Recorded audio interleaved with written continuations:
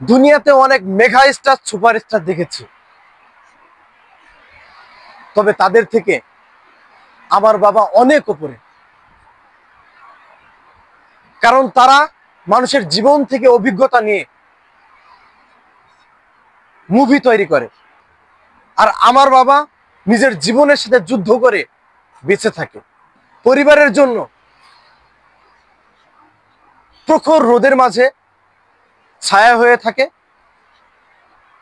আর প্রবল বৃষ্টির মাঝে ছাতার মতো আমাদেরকে ঢেকে রাখে।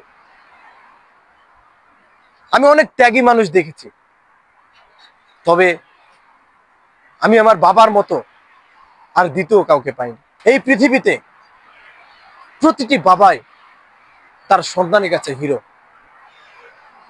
কারণ একটা বাবা পরিবারে থাকা কতটা যে গুরুত্বপূর্ণ ভূমিকা পালন করে, সেটা কেবলমাত্র তার সন্তানেরাই জানে, তার পরিবারের মানুষগুলাই জানে। ঈদ এসেছে, সবার জন্য মার্কেট হচ্ছে, শুধু বাবারাই মার্কেট করছে না। সন্তানে যদি জিজ্ঞেস করে, বাবা আমাদের জন্য তো সবকিছু নিলা, তোমার জন্য কি নিবা? তোমার তো ভালো কোনো পোশাক নাই, তোমার তো জুতা নাই। জবাবে বাবা বলে, আরে পাগল, আমার তো বয়স হয়েছে, আমার কিছু লাগবে না। তোদের নেওয়া হলেই তো আমার নেওয়া হলো। তোদের ঈদ মানে তো আমার ঈদ, তোদের খুশি মানে আমার খুশি। হ্যাঁ, এটাই হচ্ছে বাবা, যে অভিনয় করে না,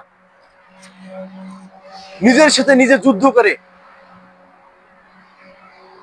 জীবন যাত্রা অতিবাহিত করে, যিনি কখনো ভেঙে পড়ে না, বরঞ্চ সবসময় সাপোর্ট করে যায়। আমি অনুরোধ করতে চাই প্রত্যেকটা সন্তানের কাছে, যেই বাবা আপনার ক্যারিয়ার তৈরি করে দিল, যেই বাবা আপনার খারাপ সময় পাশে ছিল, যিনি নিজে কিছু না কিনে আপনাকে কিনে দিয়েছে, নিজে না খেয়ে আপনাকে খাইয়েছে, দয়া করে সেই বাবাকে প্রতিষ্ঠিত হওয়ার পর ঠকায়েন না। আর যদি ঠকান, আপনার ছেলেও আপনাকে ঠকাবে।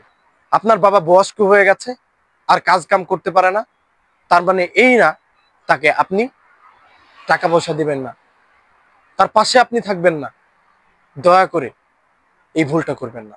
কারণ আমরা এই পৃথিবীতে বাবা নামক এই হিরোটার ত্যাগ দেখেছি, দেখেছি খারাপ সময়ে কিভাবে সাপোর্ট করতে হয়, দেখেছি নিজে না খেয়ে কিভাবে আমাদেরকে খাইয়েছে। ভালো থাকুক পৃথিবীর বাবাগুলা, ভালো কাটুক প্রতিটি বাবার ঈদ।